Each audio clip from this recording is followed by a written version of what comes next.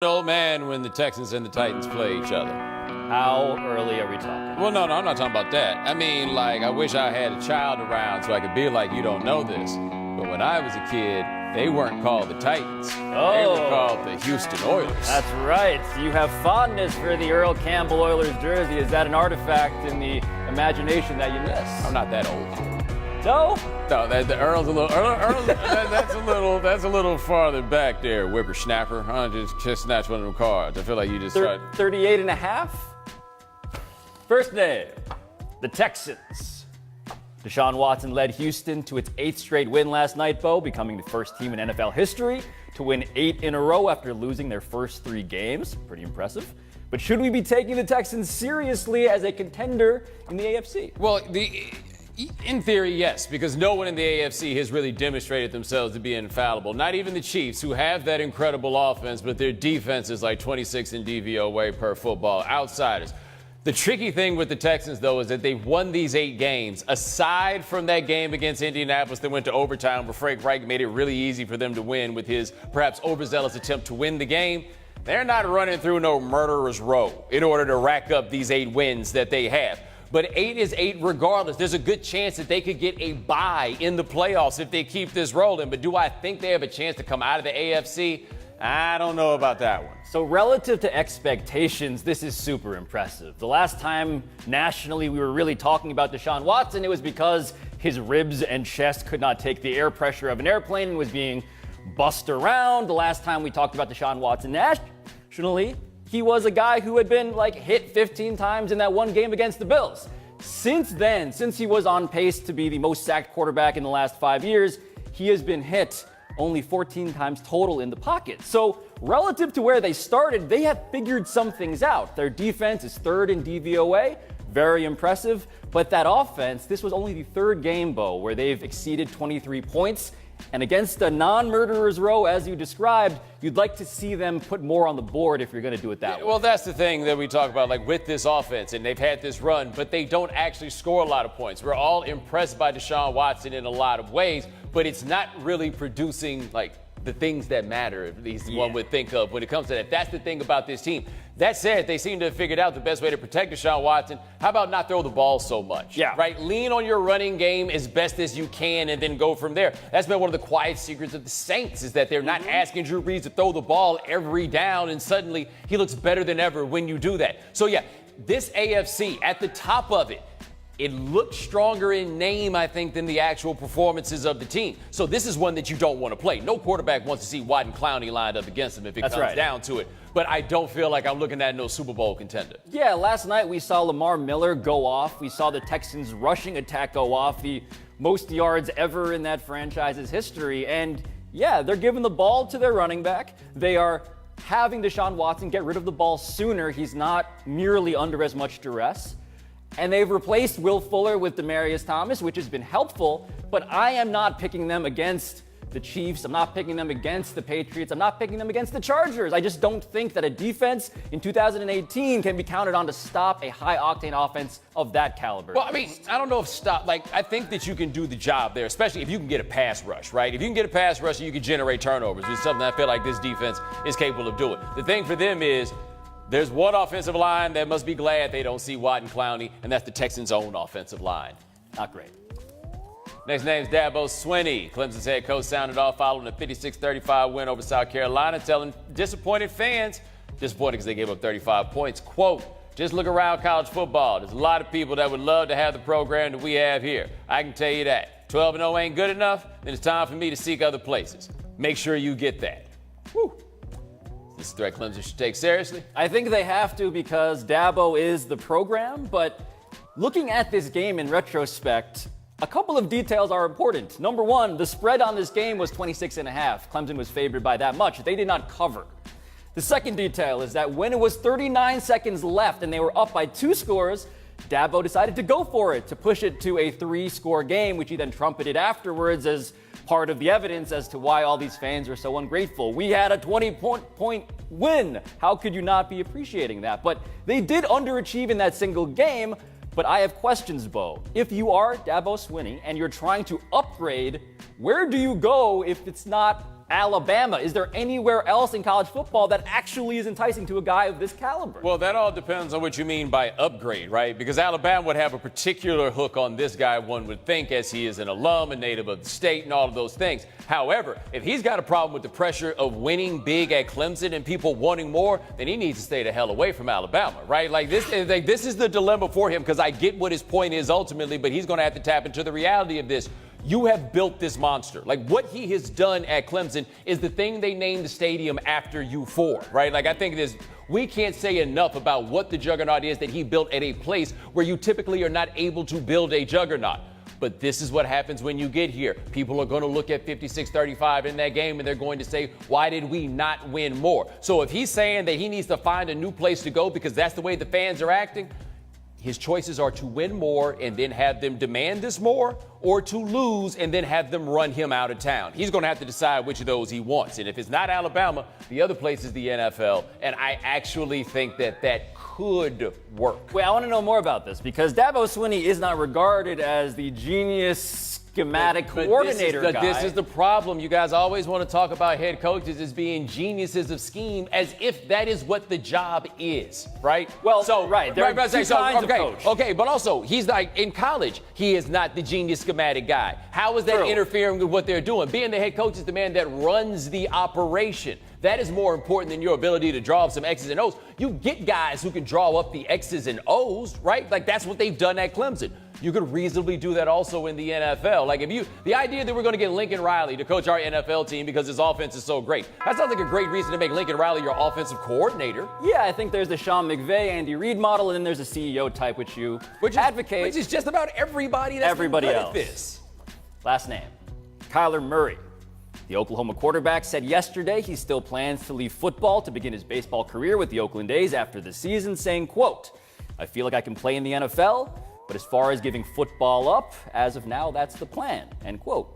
Bo, he'll get his $4.6 million signing bonus if he actually goes and plays baseball, but does this sound like a decision that Kyler Murray is sure of to you? So it's worth noting that this draft occurred in June of this year, and that was before he was the starting quarterback at Oklahoma. Now, Murray played at Texas A&M, and he got some starts in, and the talent was there, but I never thought that he was especially good actually on the field while he was there. So he said this before he achieved the glory of being starting quarterback at Oklahoma, and he has been no worse than the second best player in college football this year. He is also possibly the best quarterback in the history of Texas high school football. The lure to me, if he wants to play in the NFL, is that he likes what it is to be the quarterback, right? He likes the standing that you get from being that guy.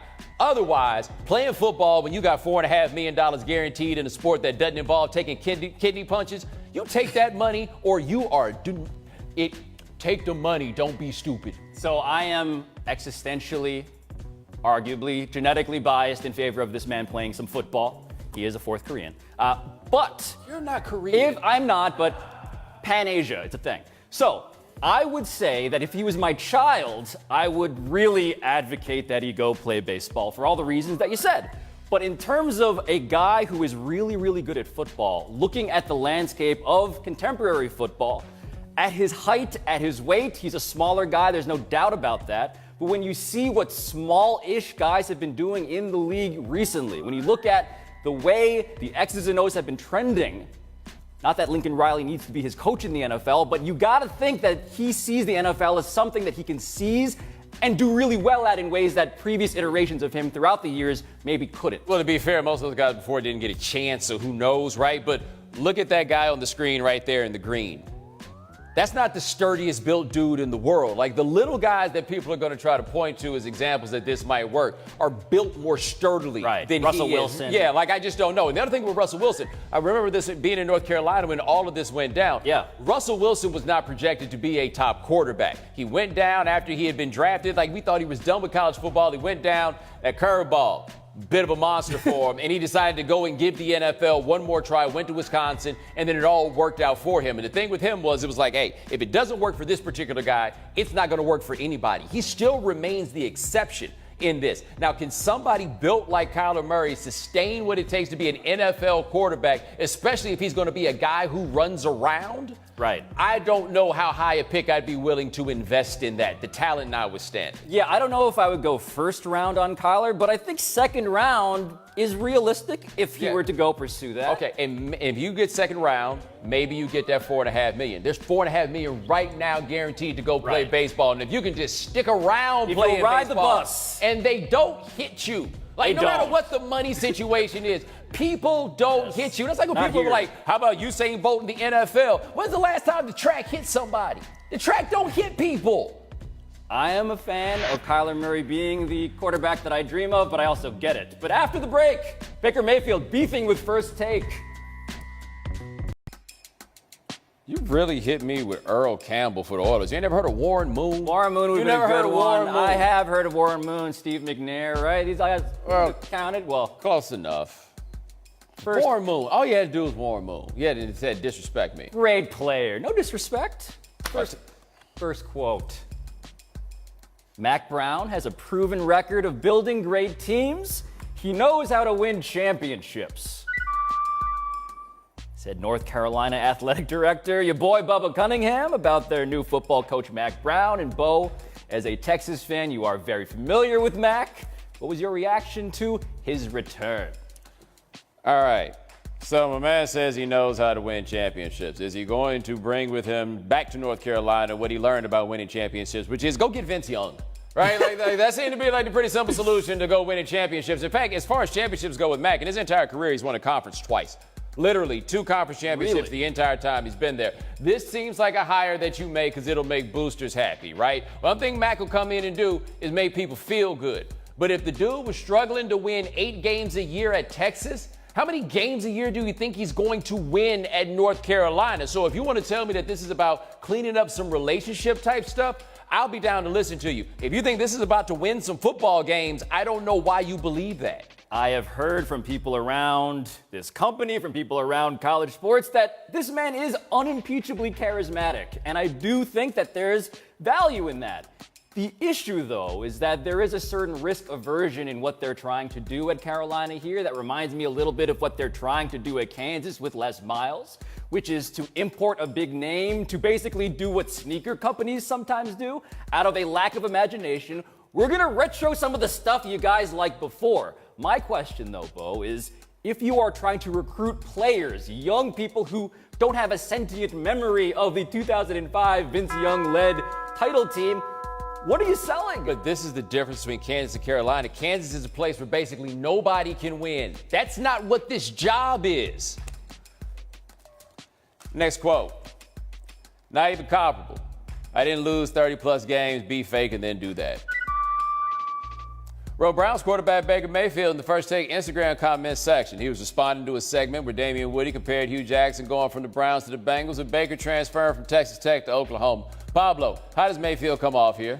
What happens to a DAP deferred, Bomani? Does it dry up like a raisin in the sun, or does it fester and then run?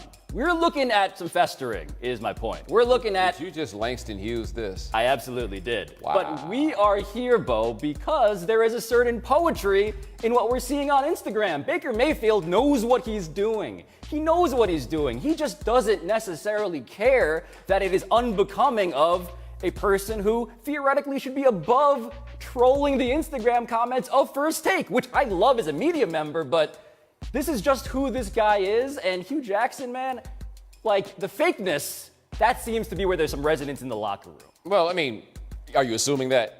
I am assuming because I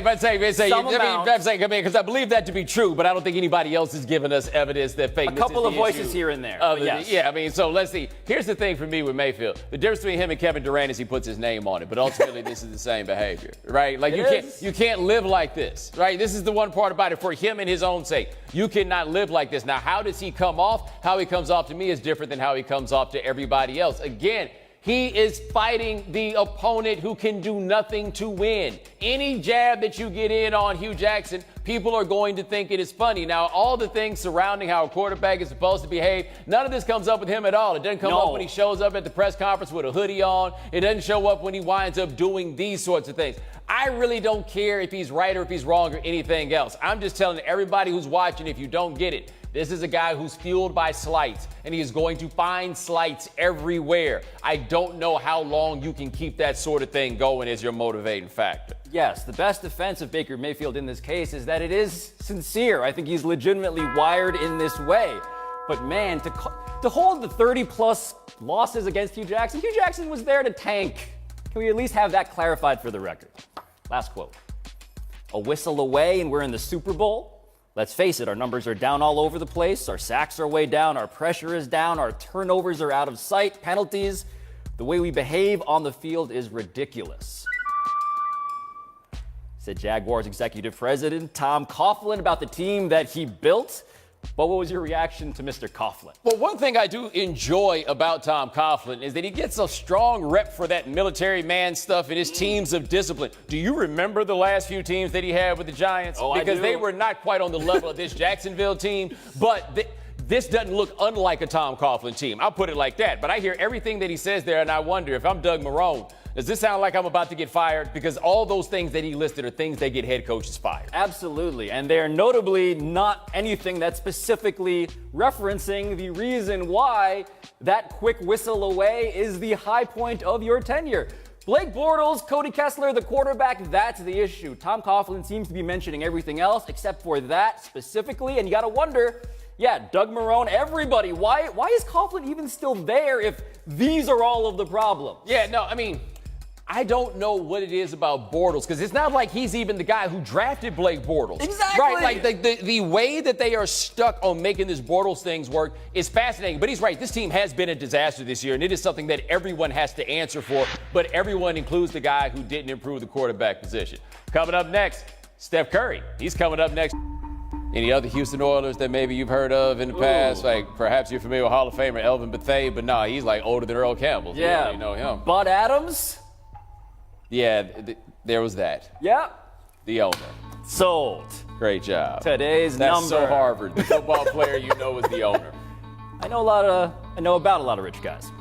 5-5. That's the Warriors' record without Steph Curry in the lineup. It looks like he will return on Thursday against the Raptors.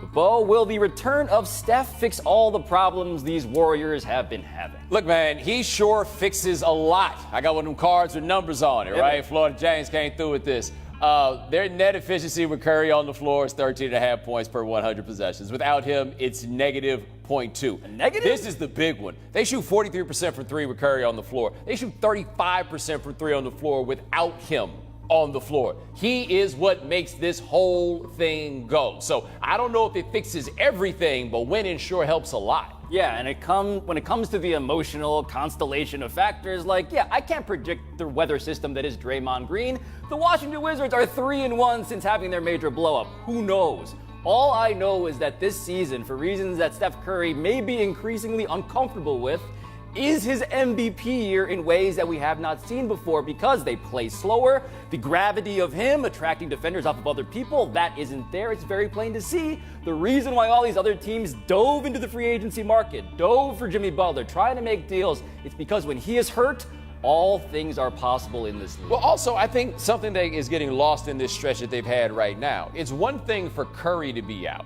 It's another thing for Curry and Draymond to be out, because this isn't a deep team, right? They're not built to go correct. 9 deep. So, like, generally not being deep, and you lose any two players, and we're talking about something. They lost maybe their two most unique players, because Kevin Durant's a unicorn of sorts, but you can find other people who do the kind of thing he does. Draymond, they don't make a lot of those. No, not defensively.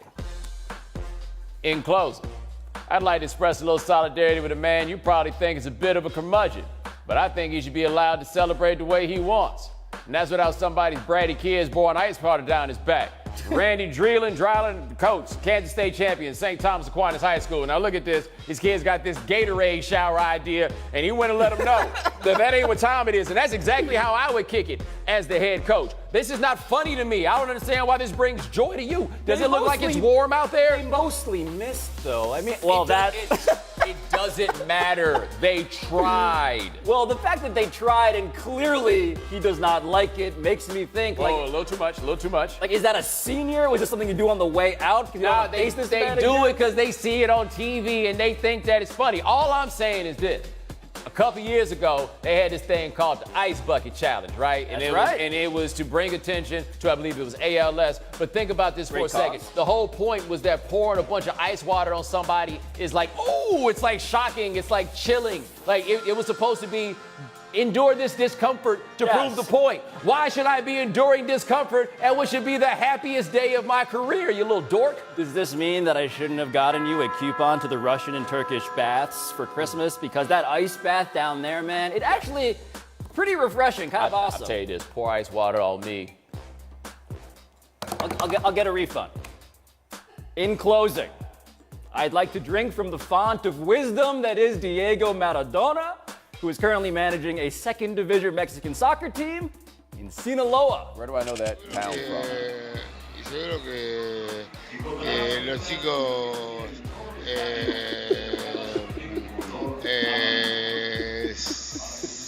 sacando este campeonato seguramente irán para arriba como locos porque yo los conozco y tienen ganas de jugar al fútbol. Muy bien, entonces The nod at the end.